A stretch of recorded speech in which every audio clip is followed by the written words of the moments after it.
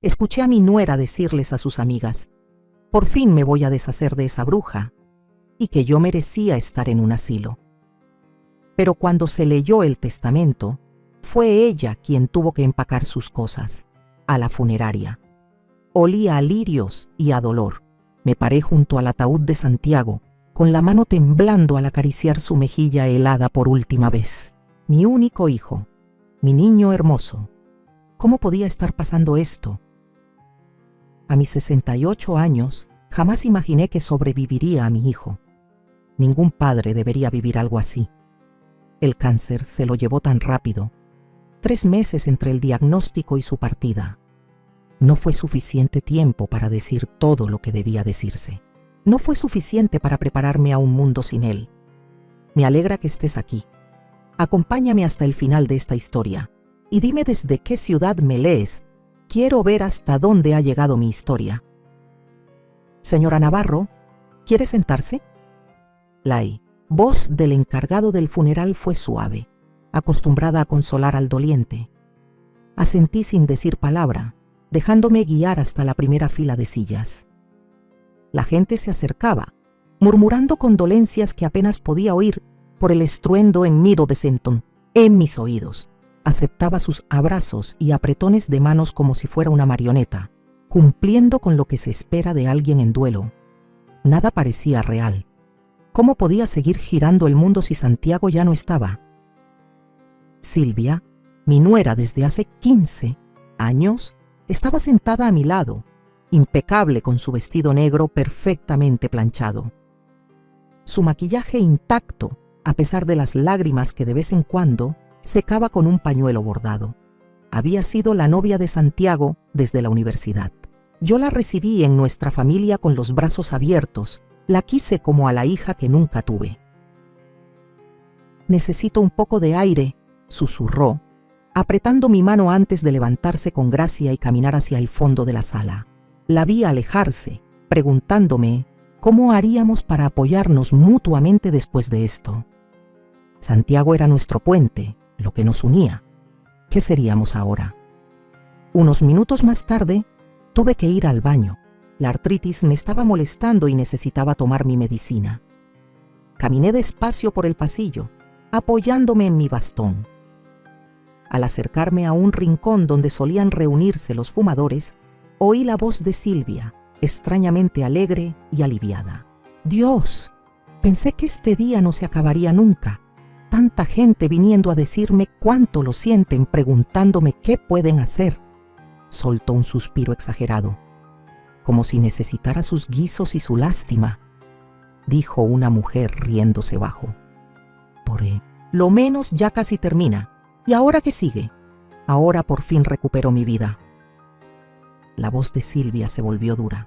Y por fin voy a deshacerme de esa vieja bruja. Me quedé congelada, el corazón tambaleándose en mi pecho. No podía estar hablando de... ¿Dolores?, preguntó otra mujer. Por supuesto que Dolores. La voz de Silvia estaba cargada de desprecio. Santiago insistió en que viviera con nosotros después de que Rogelio muriera. No tiene a dónde ir, Liz. Está completamente sola, Liz. Pues ahora Santiago ya no está y no tengo que fingir más. ¿Qué vamos a hacer con ella? Hay un asilo bastante decente en las afueras del pueblo. Silvia se rió. Un sonido que siempre me pareció melodioso, pero que ahora me pareció cruel. Ya casi tiene 70. Ahí es donde debería estar desde el principio. ¿Y crees que va a pelear? La primera mujer otra vez. ¿Con qué medios? La casa está a mi nombre. Santiago y yo nos aseguramos de eso cuando murió su papá. Ella nos firmó todo, ¿te acuerdas? Le dijimos que era para evitar trámites legales. La voz de Silvia bajó a un susurro burlón. La vieja ni siquiera se da cuenta de que Santiago me dejó todo a mí. En una semana va a estar haciendo sus maletas. Apreté mi bastón con tanta fuerza que los nudillos se me pusieron blancos. Me olvidé del baño. Me alejé sin hacer ruido. Todo mi cuerpo temblaba. ¿Cómo pude ser tan ingenua? Todos estos años creí que Silvia me quería, que éramos familia. De regreso en la sala de velación, vi el rostro sereno de mi hijo con otros ojos. ¿Habrá sabido él lo que su esposa Sentía realmente por mí. Habría hecho algo distinto si lo supiera. Me sequé las lágrimas y enderecé la espalda. No iba a dejar que Silvia me viera rota. No hoy. Hoy era para Santiago. El resto del funeral pasó como en un sueño. Recibí más condolencias. Dije unas palabras durante la ceremonia. Vi cómo bajaban a mi hijo a la tierra. Y en todo momento, Silvia se mantuvo cerca. Su brazo entrelazado con el mío. La imagen perfecta de una esposa en duelo apoyando a su suegra destrozada. Pero ahora sabía la verdad. Ahora escuchaba la falsedad en su voz cuando decía, "We'll get through this together, Dolores". Ahora sentía la impaciencia en su tacto al llevarme al coche. Mientras manejábamos en silencio, miré por la ventana el paisaje que pasaba, pensando a dónde iría, qué haría. No tenía dinero propio. Había entregado todo a Santiago y Silvia hace años. No tenía casa, salvo la que ahora ella quería que dejara. Pero había algo que Silvia no sabía. Algo que Santiago me dijo en una de nuestras últimas conversaciones privadas cuando ella estaba ocupada con los arreglos del hospicio. "Mom", me susurró con voz débil pero ojos claros. "I need to tell you something important about my will". Volteé a ver el perfil de Silvia al volante, su rostro sereno y frío. Que crea que ganó, que haga sus planes. La lectura del testamento estaba programada para mañana. Esa noche no pude dormir. ¿Cómo hacerlo si las palabras de Silvia seguían resonando en mi mente? "That old shrew. Finally get rid of her. The nursing home is where she belongs anyway". Acostada en el cuarto de invitados, que nunca fue realmente mío a pesar de vivir aquí 5 años, los recuerdos me inundaban como oleadas, cada uno más doloroso que el anterior ahora que los veía con esta nueva perspectiva de traición. Recordé el día en que murió Rogelio, hace 8 años. Mi esposo, durante 40 años, se fue de repente por un infarto. Santiago y Silvia llegaron de inmediato, ayudaron con los arreglos del funeral, me acompañaron durante esas primeras noches horribles. Fue Silvia quien sugirió que vendiera mi casa y me mudara con ellos. "Mom, it makes no sense for you to rattle around in that big house all alone". Santiago había dicho, con el brazo alrededor de su esposa, "We have plenty of room, and we could use the money from the sale to invest for your future". Silvia había agregado, "So you never have to worry about finances". En ese momento todo parecía tan razonable, tan lleno de cariño. Vendí la casa que Rogelio y yo habíamos construido juntos, el hogar donde creció Santiago. Les di el dinero a Santiago y Silvia, $287,000 para invertir. Nunca vi un estado de cuenta, nunca pregunté a dónde fue el dinero. Confiaba en ellos totalmente. Me levanté de la cama y caminé hacia la ventana, mirando el jardín elegante con su alberca y los jardines diseñados por profesionales. El enganche de esta casa salió de mi dinero. La remodelación que añadió la alberca y la cocina exterior también fue con mi dinero, pero la casa estaba a nombre de ellos. Igual que la cabaña en las montañas que habíamos comprado con Lomé, último del seguro de vida de Rogelio. Para efectos fiscales, explicó Silvia, así es más sencillo. Nunca lo cuestioné, porque lo haría. Eran familia. Caminé hacia la cómoda y abrí el cajón de abajo, de donde saqué el viejo álbum de fotos que guardaba ahí. Fotos de Santiago de bebé, de niño, en su adolescencia desgarbada, en su graduación universitaria, Santiago y Silvia el día de su boda. Me detuve en una imagen de todos nosotros en la fiesta del 10º aniversario de Santiago y Silvia. Silvia estaba un poco separada. Su sonrisa no alcanzaba sus ojos. Habían estado ahí las señales desde el principio. También había otros recuerdos, momentos pequeños que en su momento no vi como señales. La impaciencia de Silvia cuando tardaba en subir o bajar del coche por mi artritis. Su suspiro cuando le pedí ayuda con la tecnología. Cómo organizaba reuniones familiares justo cuando tenía mi club de cartas. y luego fingía desilusión cuando prefería cumplir con mis amigas. «¿Sabes lo importante que es la familia para Santiago?», decía, haciéndome sentir culpable por tener una vida fuera de ellos. Y estaban mis nietos, Mateo, de 13, y María, de 10, a quienes amaba con todo el corazón. Silvia siempre había manejado mi tiempo con ellos, limitando las visitas, supervisando cada interacción como si no confiara en mí a solas con ellos. «Tienen su rutina», explicaba. «Demasiada emoción no les hace bien». Acepté todo.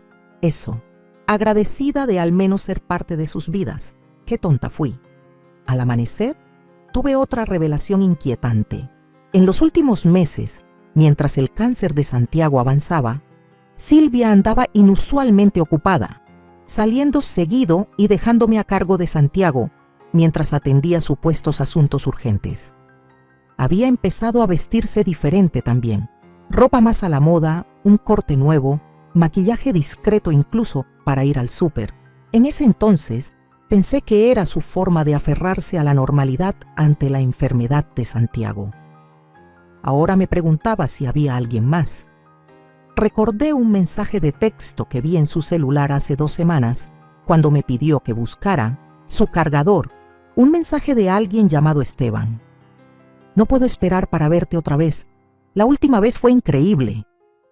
Me convencí de que debía ser un colega. Silvia trabajaba en bienes raíces, siempre haciendo conexiones, pero ahora todo encajaba. Sus viajes de trabajo que se alargaban hasta el fin de semana, las llamadas en voz baja tras puertas cerradas, la ropa nueva, el maquillaje sutil.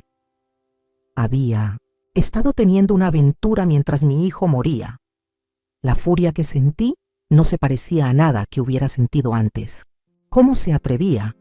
¿Cómo podía traicionar así a mi hijo? Pensar en desecharme y seguramente quedarse con todo por lo que habíamos luchado para empezar una nueva vida con otro. Aún estaba sentada, abrazando el álbum de fotos, cuando escuché un golpecito suave en la puerta. «Abuelita, ¿estás despierta?» Era Mateo, mi nieto. «Mamá dice que salimos para la oficina del abogado en 1 hora». Respiré hondo, me recompuse y abrí la puerta.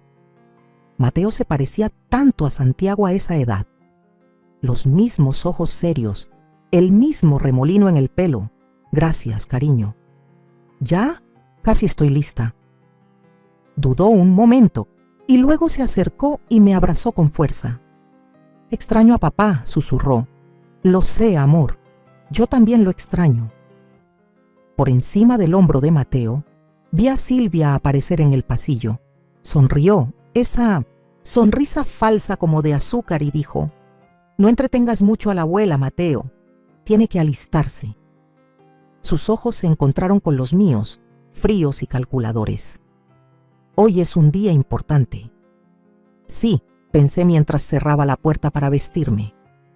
Hoy es, sin duda, un día importante. El día en que Silvia descubrirá que sus planes no saldrán exactamente como esperaba. Porque durante una de nuestras últimas conversaciones privadas, cuando Santiago estaba lúcido y Silvia no estaba, me apretó la mano con una fuerza sorprendente. «Mamá», me dijo, «he estado observando y escuchando.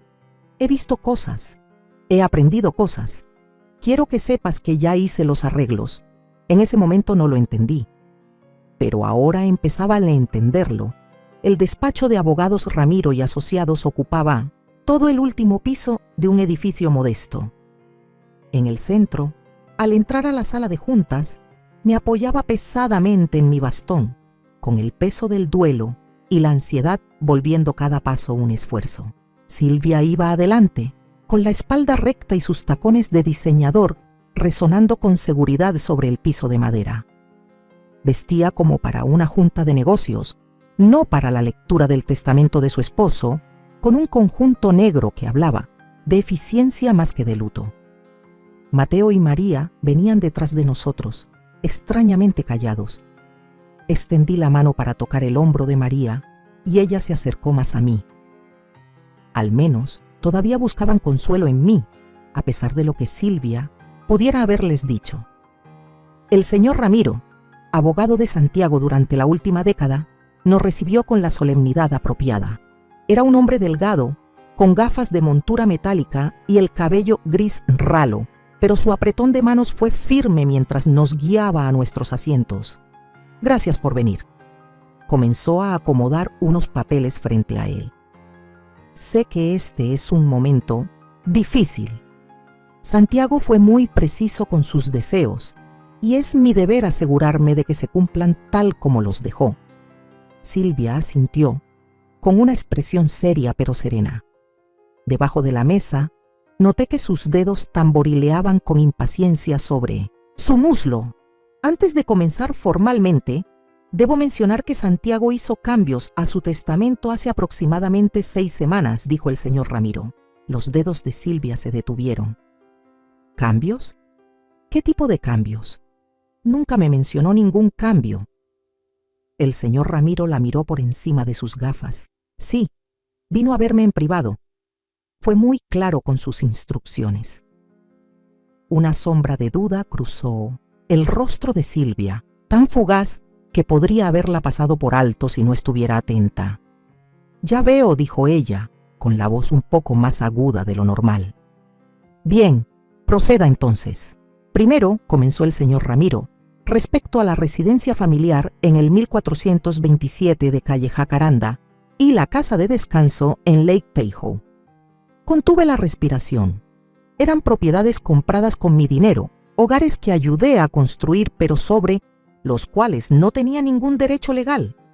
Ambas propiedades pasarán a formar parte de un fideicomiso familiar, con Dolores Navarro nombrada como fiduciaria. El fideicomiso establece que Dolores tiene derecho a vivir en cualquiera de las propiedades durante el resto de su vida. Tras su fallecimiento, ambas propiedades serán transferidas a Mateo y María Navarro, en partes iguales. El rostro de Silvia se quedó sin color. «Eso es imposible», dijo con la voz tensa. «Las casas están a mi nombre. Santiago no puede simplemente, en realidad», interrumpió el señor Ramiro con suavidad. Aunque la casa familiar fue comprada a nombre de ambos, Santiago transfirió su parte de ambas propiedades al fideicomiso hace 3 años, con su firma en los documentos de traspaso. La propiedad de Tahoe nunca estuvo a su nombre, contrario a lo que usted pudiera haber creído. Fue comprada directamente para el fideicomiso. Recordé haber firmado esos papeles hace 3 años. «Solo planificación patrimonial de rutina», dijo Santiago en aquel entonces. Silvia se había molestado en ese momento, alegando que era innecesario. ¿Lo habría sospechado Santiago desde entonces? En cuanto a los activos financieros de Santiago, continuó el señor Ramiro, sus cuentas de retiro, que ascienden a aproximadamente $875,000, se dividirán de la siguiente manera: 60% a un fideicomiso para la educación y necesidades de Mateo y María, con Dolores como fiduciaria, 20% directamente para Dolores para su cuidado y manutención, y 20% para Silvia. La compostura de «Mires, Silvia» se quebró. 20%, nada más. Debe haber un error. Su voz se elevó con brusquedad. Soy su esposa. No hay ningún error, señora Navarro. Yo mismo redacté estos documentos por instrucción expresa de Santiago. Cuando él estaba muriendo, Silvia se puso de pie, arrastrando la silla con un ruido fuerte. No estaba en su sano juicio, estaba medicado. Este testamento puede impugnarse. La expresión del señor Ramiro se mantuvo serena. Santiago estaba completamente lúcido cuando hizo esos cambios. Yo mismo evalué su capacidad mental y contamos con una declaración escrita de su médico confirmándolo. No le recomiendo impugnar el testamento, señora Navarro. Sería costoso, tomaría mucho tiempo y las posibilidades de éxito son mínimas. Silvia miró alrededor desesperada, como si buscara a alguien que se uniera a su indignación. Su mirada se clavó en mí y el odio desnudo en sus ojos me hizo estremecer. «Tú», susurró con veneno, «tú hiciste esto. Tú volviste a mi esposo en mi contra». No dije nada. Estaba demasiado impactada por las revelaciones como para articular palabra. Santiago me había protegido. ¿Acaso sabía desde el principio lo que Silvia planeaba? El señor Ramiro carraspeó. «Hay algo más, señora Navarro. Santiago dejó una carta sellada para ser leída en caso de que usted impugnara cualquier parte de su testamento». Levantó un sobre. «¿Quiere que la lea ahora o prefiere continuar con el resto de las disposiciones?» Silvia se dejó caer en la silla, con el rostro congelado entre la furia y la incredulidad. «Continúe», dijo entre dientes apretados. «El negocio familiar Navarro Design Group será puesto en un fideicomiso con un 75% de la propiedad transferido a Mateo y María, administrado por una junta hasta que cumplan 25 años. El 25% restante se asigna a los empleados actuales de la empresa mediante un plan de reparto de utilidades que Santiago estableció el mes pasado». Las manos de Silvia temblaban ya. «¿Y de qué se supone que voy a vivir?» El señor Ramiro ajustó sus gafas. Además de su parte en las cuentas de retiro, Santiago estableció una asignación mensual de $3,000 para usted, por un periodo de 5 años o hasta que se vuelva a casar, lo que ocurra primero. ¿Casarme de nuevo? La risa de Silvia sonó hueca. «Acabo de perder a mi esposo». «Así es», dijo el señor Ramiro. Su tono era neutro, pero sus ojos hablaban con conocimiento. Por eso me pareció interesante su mención específica al volver a casarse. Los días después de la lectura del testamento fueron como vivir en el ojo de un huracán. Silvia caminaba por la casa con la furia contenida, cerrando puertas de golpe y hablándome solo cuando no tenía otra opción, y cuando lo hacía, su voz goteaba veneno.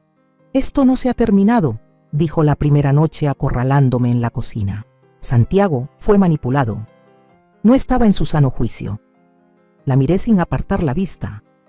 Santiago estaba protegiendo a su familia, a sus hijos y a su madre, como debía ser. Su risa fue cruel. «¿Familia? ¿Tú crees que esto es por la familia?» «¿Familia? Esto es por dinero, Dolores. Mi dinero.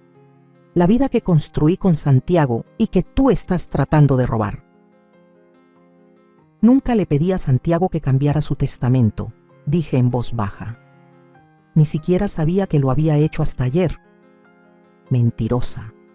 Se acercó más, su dedo apuntando al aire, apenas a centímetros de mi cara. «¿Jugaste la carta de la viejita? Indefensa. Lo hiciste sentir culpable. Pues no te vas a salir con la tuya. Voy a impugnar el testamento». Y así lo hizo. 3 días después, me llegaron los papeles legales. Silvia había contratado a Rubén Castillejos, un abogado de alto perfil, conocido por sus tácticas agresivas en casos de divorcio y herencias. La demanda alegaba que Santiago había sido indebidamente influenciado y no tenía capacidad testamentaria cuando hizo los cambios en su testamento. Llamé a Beatriz Salazar, mi amiga más antigua y una jueza retirada, llorando. «Beatriz, no tengo dinero para abogados. Todo lo que tenía lo invertí en esas casas». «No te preocupes», dijo Beatriz con firmeza. «Sé exactamente a quién necesitas». Así conocí a Marisol Herrera, una abogada de ley para personas mayores, imponente, que apenas vio mi caso aceptó representarme por un honorario reducido, pagadero después de que se resolviera el caso. «Esto es abuso a una persona mayor», dijo Marisol sin rodeos en nuestra primera reunión. «Explotación financiera». Santiago entendió lo que estaba ocurriendo y tomó medidas para protegerte. Ahora vamos a terminar lo que él empezó. El primer intento de Silvia fue tratar de sacarme de la casa mientras el caso seguía abierto. Marisol lo bloqueó con una orden temporal. Su segunda estrategia fue limitar mi contacto con los nietos.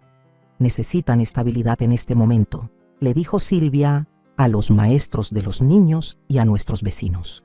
«El estado mental de Dolores es preocupante. Está haciendo acusaciones disparatadas y volviendo a los niños en mi contra. Los doctores dicen que es paranoia senil. Yo nunca vi a ningún médico, claro, pero los rumores empezaron a correr». Mateo y María regresaban de la escuela con preguntas raras. «Abuela, ¿estás enferma?», me preguntó María una tarde, su carita arrugada de preocupación. Mamá dice que tal vez tengas que ir a un hospital especial. Se me partió el corazón. No, mi amor, no estoy enferma. Entonces, ¿por qué dice eso, mamá?, insistió Mateo. A sus 13 años ya captaba la tensión en el aire y no le cuadraban las contradicciones. Elegí mis palabras con cuidado. Tu mamá y yo pensamos diferente sobre lo que debe pasar ahora que tu papá ya no está, pero los dos los queremos muchísimo. Justo en ese momento entró Silvia. Sus ojos se afilaron al vernos juntos. Niños, váyanse a hacer la tarea, ordenó. Cuando se fueron con desgano, se volvió hacia mí. No les metas ideas con tu versión de los hechos. No les he dicho nada, respondí. Bufó con desdén. Recuérdalo bien, no importa lo que diga ese testamento, yo soy su madre. Yo decido qué es lo mejor para ellos. La batalla legal se volvió eterna. El abogado de Silvia metía una moción tras otra, cada una exigiendo una respuesta, cada una agotando los recursos del fideicomiso.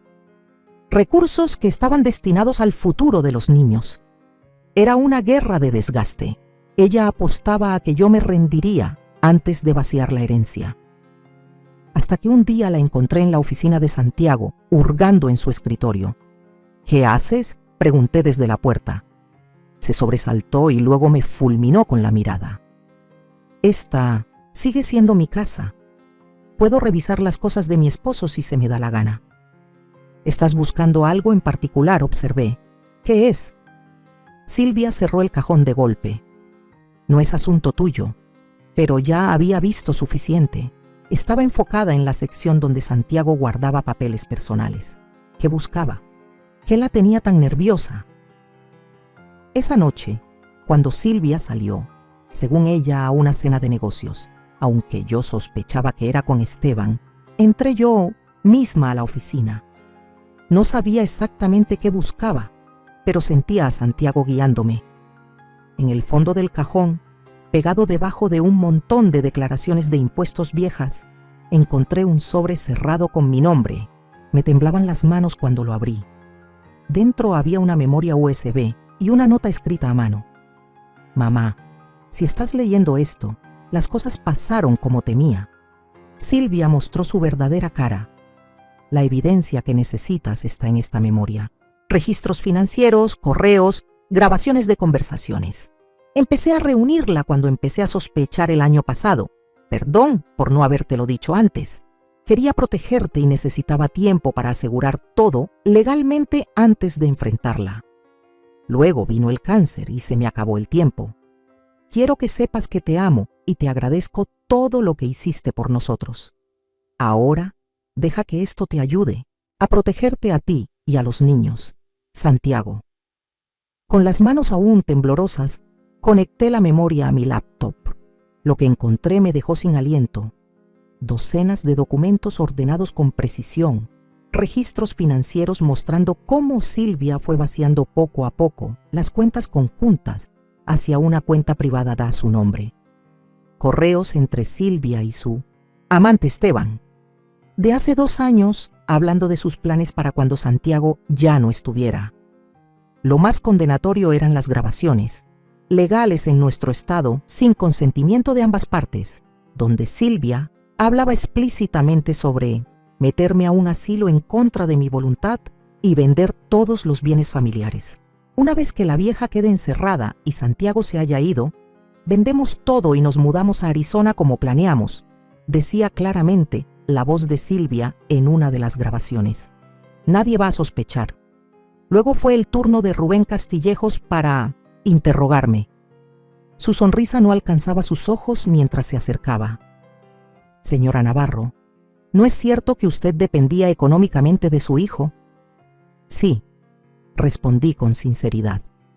Después de que mi esposo falleció, entregué a Santiago y Silvia el dinero de la venta de nuestra casa.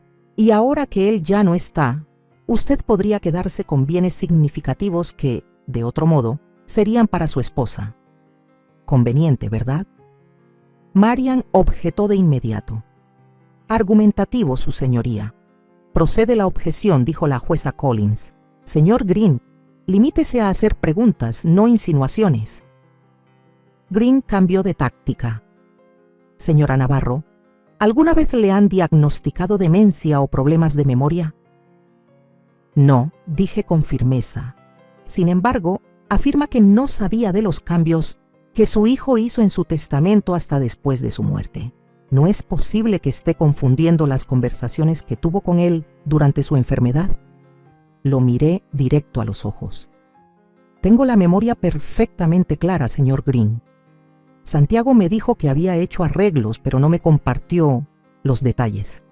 Quería protegerme de este tipo de confrontación. El interrogatorio siguió. Green intentaba pintarme como una anciana confundida que manipuló a su hijo moribundo, pero me mantuve firme, sincera y clara. Después de que bajé del estrado, Marian llamó a su testigo sorpresa, Esteban Medina. Silvia soltó un jadeo audible cuando un hombre alto de cabello claro y alrededor de los 30 y tantos entró a la sala. Evitó mirarla mientras prestaba juramento. «Señor Medina», comenzó Marian, «¿podría describir su relación con Silvia Navarro?» Esteban se movió incómodo. «Hemos estado involucrados desde hace unos 2 años». «¿Involucrados cómo exactamente?» «Romántica, íntimamente». Tragó saliva con dificultad. «Nos conocimos en una conferencia inmobiliaria. Me dijo que su matrimonio ya estaba terminado, que solo seguía allí hasta...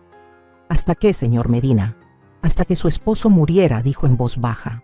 «Dijo que era cuestión de tiempo y que entonces podríamos estar juntos abiertamente».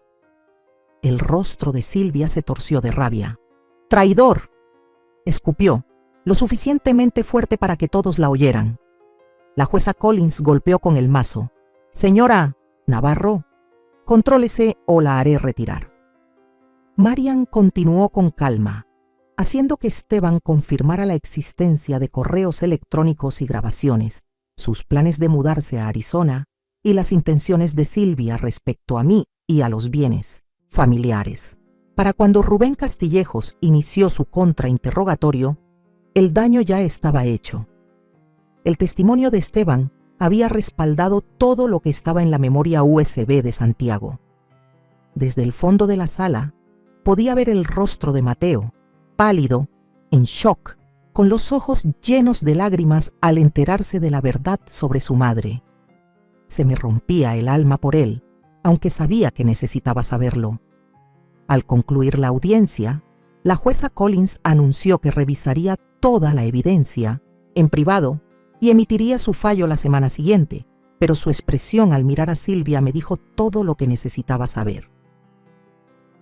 Santiago había ganado.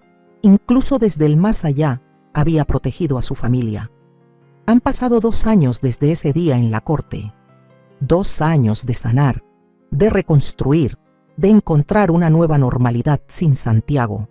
El dolor de perderlo nunca desaparece por completo, pero se ha suavizado en los bordes, dejando espacio para que la alegría vuelva a asomarse. La jueza Collins falló rotundamente a nuestro favor, desestimando la petición de Silvia para impugnar el testamento y validando cada disposición final de Santiago. Silvia estaba furiosa, por supuesto.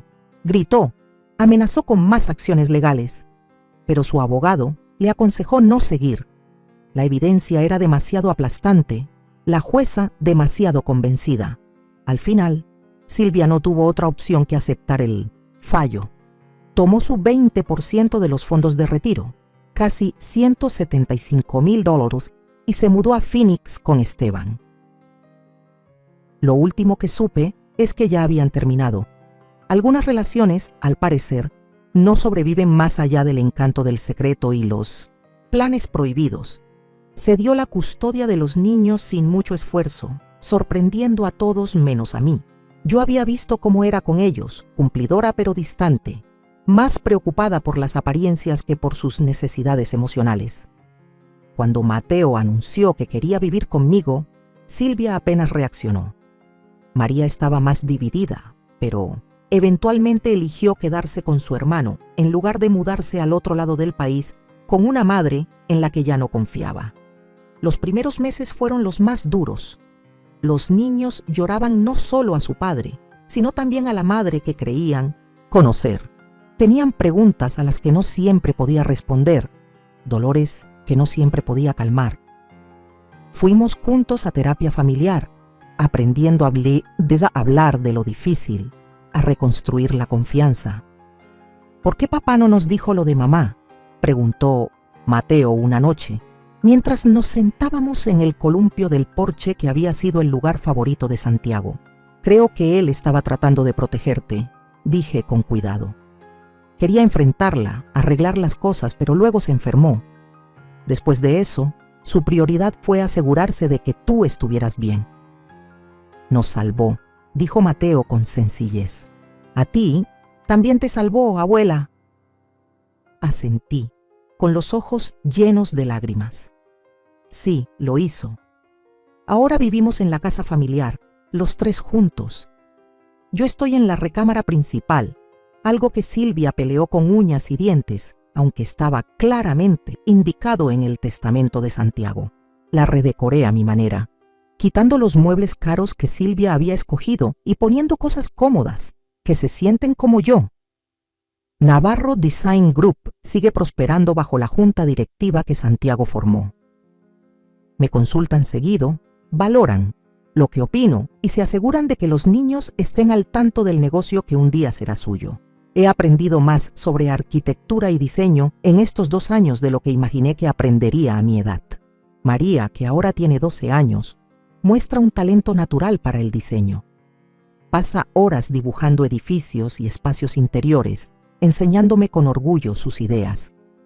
A papá le habría encantado dice seguido, y yo siempre estoy de acuerdo.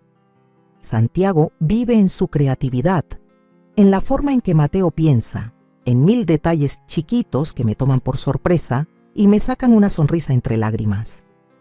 Mateo, con 16 años, se ha vuelto alto y serio como su papá. Ya habla de estudiar negocios y arquitectura en la universidad, de tomar las riendas de la empresa algún día. Quiero que papá se sienta orgulloso, me dijo hace poco. Ya lo haces, le respondí. Todos los días. Usamos mucho la cabaña en Tahoe. Pasamos ahí las fiestas y semanas del verano, creando nuevas tradiciones sin olvidar las viejas.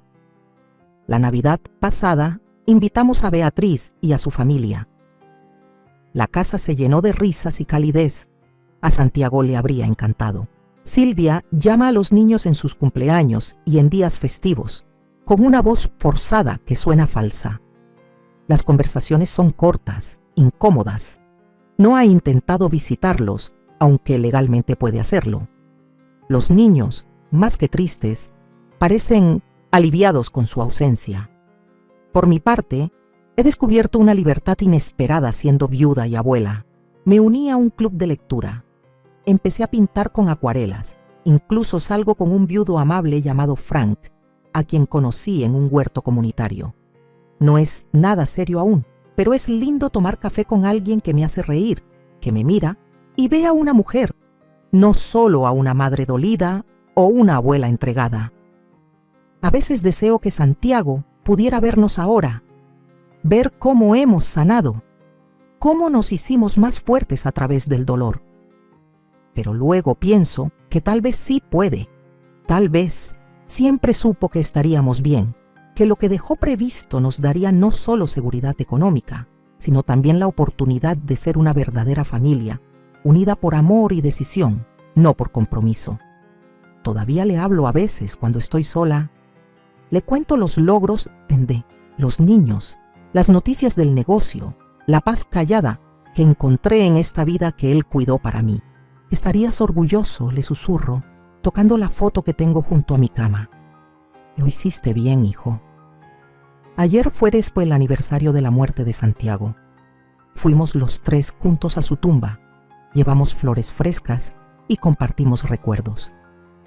Al regresar, al coche, Mateo me rodeó con el brazo. ¿Sabes qué creo que le gustaría más a papá? Dijo, que volvimos a ser felices, que encontramos cómo seguir adelante, asintió María con seriedad, y que Silvia recibió lo que merecía. Sonreí a mis nietos, estas almas sabias y jóvenes que han vivido tanto, y aún así conservan su ternura. Creo que tienen razón los dos. Anoche, al acostarme, pensé en cuánto había cambiado mi vida desde aquel día temido en el funeral de Santiago. En vez de terminar olvidada en un asilo, sola, estoy en el centro de una familia amorosa, en una casa que de verdad es mía, rodeada de recuerdos del amor de mi hijo. Recordé las palabras crueles de Silvia, dichas cuando creía que nadie importante podía oírlas. Ahora sí, por fin me voy a quitar de encima a esa vieja bruja. La ironía no se me escapa. Al final fue ella quien tuvo que empacar sus cosas e irse. Santiago se encargó de eso, su último acto de amor para proteger a quienes realmente lo merecían.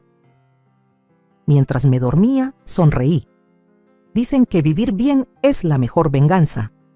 Si eso es cierto, entonces esta vida tranquila y feliz, esta reconstrucción de lo que estuvo roto, es la victoria más dulce de todas. Desde el día en que Silvia empacó su ropa de diseñador y se marchó con su nuevo amante a una ciudad que no la recordaría ni la juzgaría, algo dentro de mí comenzó a despertar.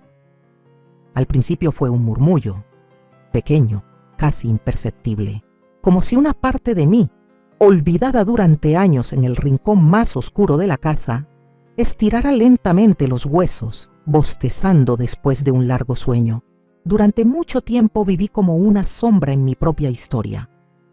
Primero fui hija, luego esposa, después madre y finalmente abuela.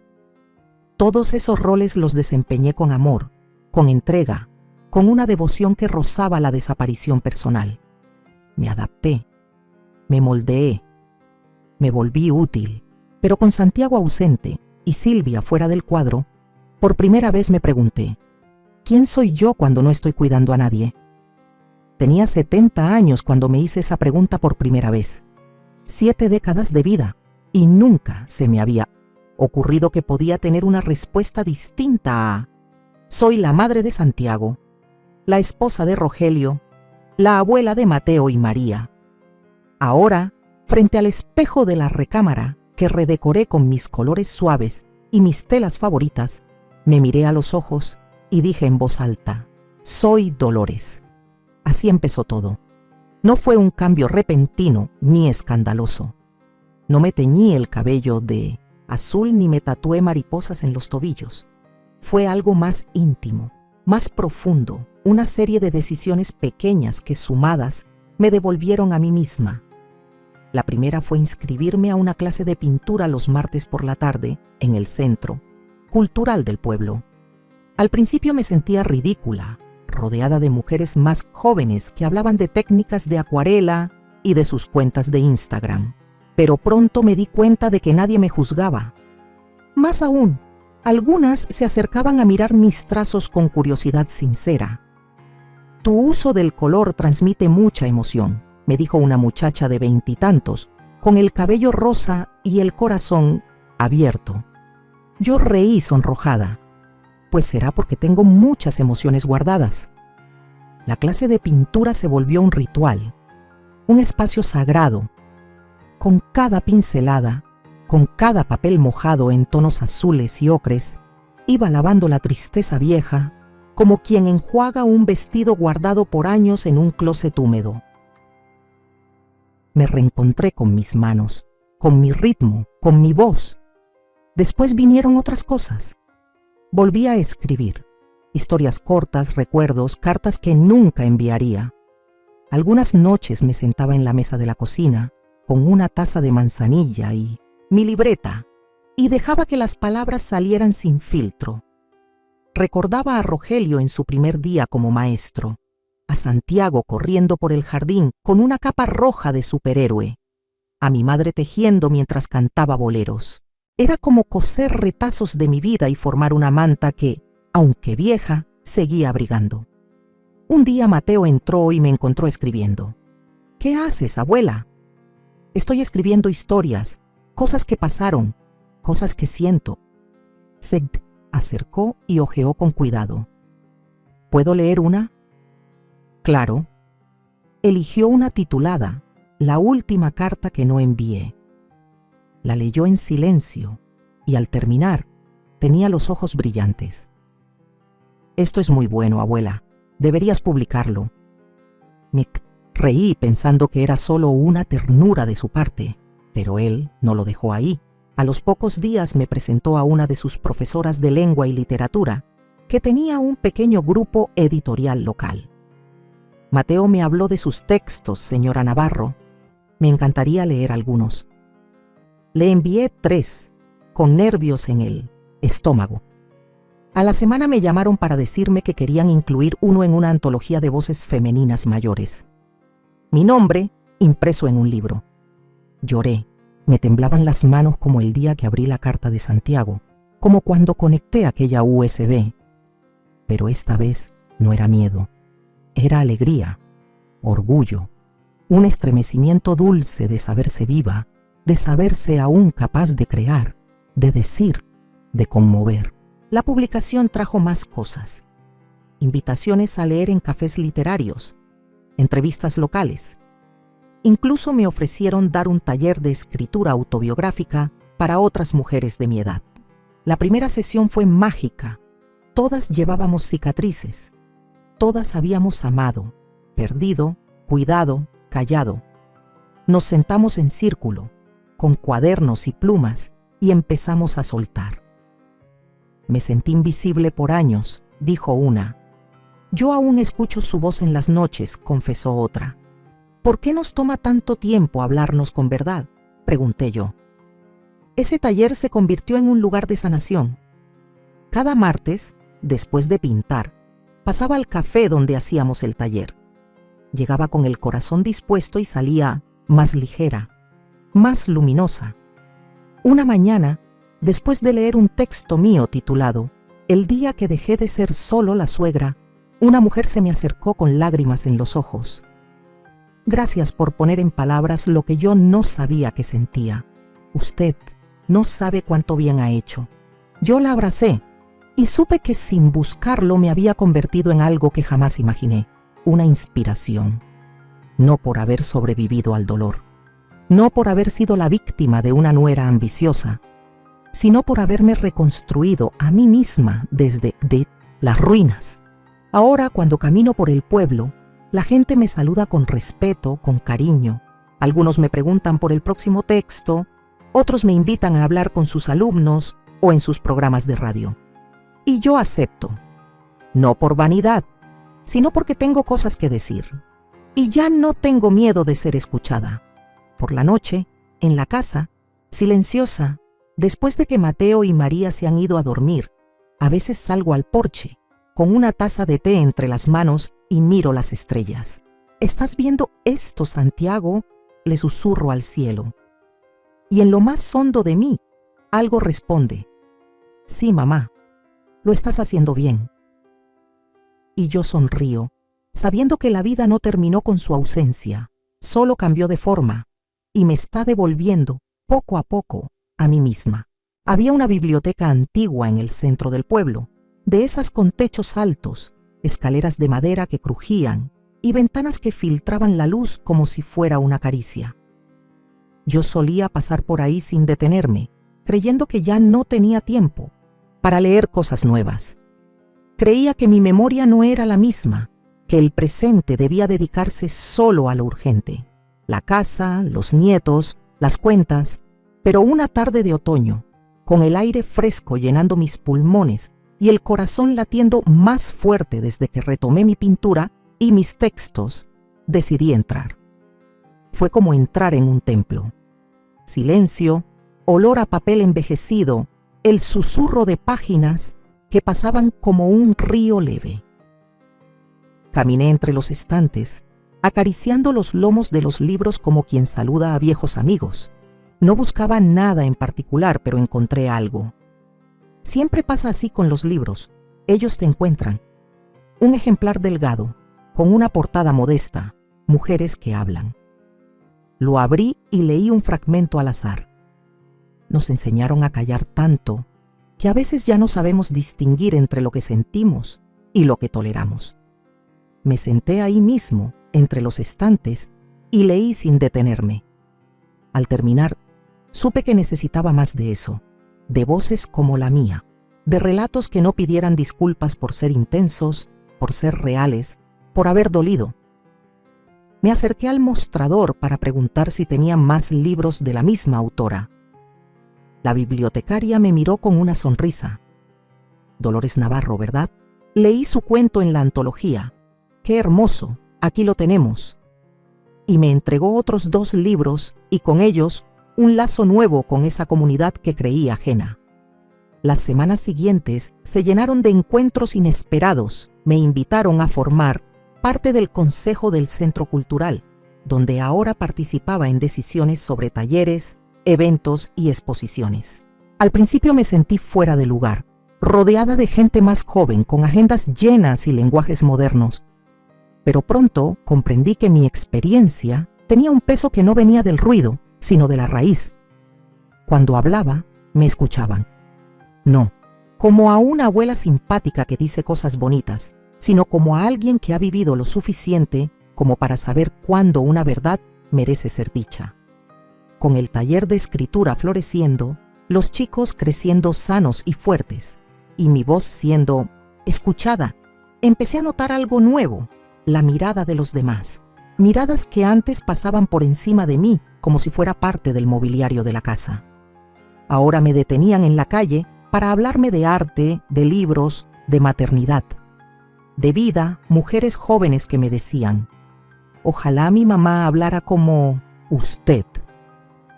Hombres mayores que se sentaban a tomar café conmigo después de las reuniones, solo para oírme contar cómo era enamorarse en los años 60. Una mañana, después de una charla sobre literatura femenina en la que participé como invitada, una señora se acercó y me dijo, Dolores, usted no tiene idea de la esperanza que da. Pensé que a mi edad ya era tarde para todo, pero verla a usted tan viva, tan clara, me dan ganas de volver a empezar. Y esa frase se me quedó. Volver a empezar. Empecé a escribir más. Historias de mujeres invisibles, de amores que no llegaron a tiempo, de hijos que salvaron a sus madres sin saberlo. Las noches se me iban frente al teclado, como si cada palabra que salía de mí borrara otra cicatriz que ya no necesitaba cargar. Mandé un manuscrito completo a la editorial que publicó mi cuento y un mes después me respondieron. Querían publicarlo. Mi primer libro. A mis 71 años. Nunca es tarde para una voz que sabe decir lo que importa, decía el correo de aceptación. Me invitaron a presentarlo en la feria del libro de la ciudad vecina. Mateo y María insistieron en acompañarme. Me ayudaron a elegir qué ponerme. María me peinó el cabello y me dijo, «Pareces escritora famosa, abuela». Mateo me tomó una foto y la subió a sus redes con la frase, «Mi abuela es más cool que la tuya». Esa noche, frente a un público que incluía rostros desconocidos, pero atentos, leí en voz alta un fragmento de mi libro. Cuando el silencio deja de protegernos y empieza a matarnos, entonces es hora de gritar. Al terminar hubo un aplauso que me hizo temblar las manos. No por nervios, sino por gratitud. Había vivido años creyendo que el mundo ya no tenía lugar para mí, y ahora el mundo se abría como un escenario. Después de la lectura, se me acercó un hombre. Tenía el cabello blanco, las manos manchadas de sol y olor a tierra húmeda. «Dolores», dijo con voz suave, «tu historia me recordó a mi hermana. Ella también fue borrada por años, pero tú nos la trajiste de vuelta». Le sonreí y hablamos un rato. Se llamaba Andrés. Era jardinero y escultor. Me regaló una pequeña figura de madera tallada, una mujer con las manos abiertas al cielo. «Así te vi al escucharte», dijo. «Esa figura está ahora en mi escritorio. Cada mañana la toco antes de sentarme a escribir. Es un recordatorio de que incluso después de tanto dolor, uno puede abrir las manos y recibir lo que la vida aún tiene para ofrecer». Una noche, después de una larga jornada de trabajo y un paseo por el jardín, me senté en la sala con una copa de vino. María estaba acostada con un libro. Mateo estudiaba para un examen. La casa estaba tranquila. La paz era real. Y pensé, estoy exactamente donde quiero estar. Ya no tenía miedo de estar sola, porque ya no estaba vacía, porque ahora finalmente me habitaba a mí misma. No sé cuándo dejé de temerle al futuro. Supongo que fue en algún punto entre aquella primera pincelada insegura y el instante en que firmé la primera copia de mi libro para una joven lectora que lloraba al decirme: «Me diste permiso de sentir todo lo que callé». Habían pasado más de 2 años desde el día del funeral, desde que vi el rostro frío de mi hijo, desde que escuché a Silvia llamarme bruja entre risas, desde que me sentí como una carga, una sombra, un obstáculo que debía desaparecer, y ahora, sentada en el jardín trasero, con una taza de café entre las manos, mirando a Mateo y María preparar una pequeña fogata para asar malvaviscos, me preguntaba cómo algo tan quebrado había logrado recomponerse en algo tan entero. Ese jardín, una vez diseñado por paisajistas pagados con el dinero de Rogelio, ahora era mi espacio de sanación. Lo había vuelto a plantar con mis propias manos, con flores que me hablaban de resistencia, lavanda, bugambilias, margaritas. Plantas que no piden permiso para florecer. Mateo me llamó desde la terraza. «Abuela, ven, María quiere que leas uno de tus cuentos». Sonreí, porque ya no me llamaban solo para cocinar, limpiar o ayudar con la tarea. Me llamaban por lo que soy: Dolores, escritora, abuela, mujer con una voz. Me senté con ellos bajo las estrellas. Leí un texto titulado «La mujer que volvió a caminar sin miedo». Era sobre mí, claro, disfrazada en otro nombre, en otra ciudad, pero ellos sabían. Me miraban con ojos que brillaban, no solo de admiración, sino de amor limpio. Y ahí, con el fuego crepitando y el aire fresco del anochecer, me llegó la respuesta que tanto había buscado. Sobrevivir es un acto de valentía, pero vivir plenamente es el verdadero triunfo. Durante mucho tiempo me pregunté por qué Santiago no me lo dijo todo desde el principio. ¿Por qué esperó? ¿Por qué dejó cosas sin explicar? Pero ahora lo entiendo. Él sabía que yo tenía que descubrir mi fuerza por mí misma, que si me daba todas las respuestas, me estaría robando la oportunidad de encontrar mi voz. Su última decisión fue un acto de fe. Confió en que yo sabría qué hacer con la verdad cuando llegara. La verdad es eso, llega cuando debe, y duele, pero también libera. A veces me preguntan en los talleres qué haría si pudiera volver atrás, si podría cambiar algo, y siempre respondo lo mismo: no cambiaría nada, salvo haber creído antes en mi valor. Porque incluso el dolor fue maestro, incluso la traición me enseñó a ver con claridad. He aprendido que no hay edad para empezar de nuevo, que uno puede florecer a los 70, a los 80, o incluso en el último año de miedo de su vida, que la voz que callaste por décadas puede salir un día y sacudir el mundo. Y está bien, porque nunca es tarde para regresar a ti misma. Hoy soy más fuerte que nunca, no por todo lo que perdí, sino por todo lo que elegí reconstruir. Aprendí a poner límites, a decir no, a cuidarme sin sentirme egoísta. Aprendí que la familia verdadera no se define por la sangre, sino por la lealtad. Que hay hijos que no nacen de ti, pero te salvan la vida. Que hay nietos que te devuelven la esperanza solo con un abrazo silencioso. También aprendí que el rencor es un veneno lento. Que perdonar, aunque no signifique olvidar, es una forma de soltar las cadenas del alma. No odio a Silvia. A veces pienso en ella y siento una tristeza profunda. No por lo que me hizo, sino por todo lo que perdió por elegir el poder sobre el amor. Y si alguien allá afuera se encuentra en una situación como la que viví, quiero decirle algo desde lo más hondo de mi corazón. No estás sola. No creas que ya es tarde. No pienses que tu vida ya se decidió sin ti. Puedes alzarte, puedes hablar, puedes decir hasta aquí. Y cuando lo hagas descubrirás que tenías alas escondidas en el pecho. Si tú, la que me lee desde otra ciudad, Desde otra historia fueras yo, ¿qué harías?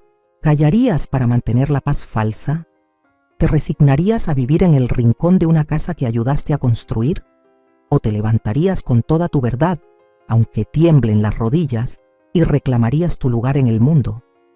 Yo elegí hablar, elegí escribir, elegí pintar, elegí amar sin permiso y sin miedo, elegí mi vida, y tú también puedes hacerlo. Ahora que los años avanzan, me doy cuenta de que el verdadero legado no son las propiedades, ni el dinero, ni los títulos. Es lo que dejamos en el corazón de quienes tocamos. Es la historia que escribimos con nuestra existencia. Es la forma en que miramos al mundo incluso después del dolor. Mi historia, con todos sus giros, sus sombras, sus victorias, ha llegado a muchas partes. Me han escrito mujeres de otros países, abuelas que se redescubrieron artistas, madres que, por fin dijeron ya basta. Me leen desde Monterrey, Guadalajara, Tijuana, Buenos Aires, Madrid, Chicago. Y yo, desde mi jardín en este pueblo pequeño, les respondo con la misma frase: tu vida todavía está empezando. Y sí, ahora sé que vivir bien no solo es la mejor venganza, es también la mejor gratitud. A mi hijo, a mí misma, a cada mujer que, como yo, decidió que la edad no es excusa para vivir en silencio.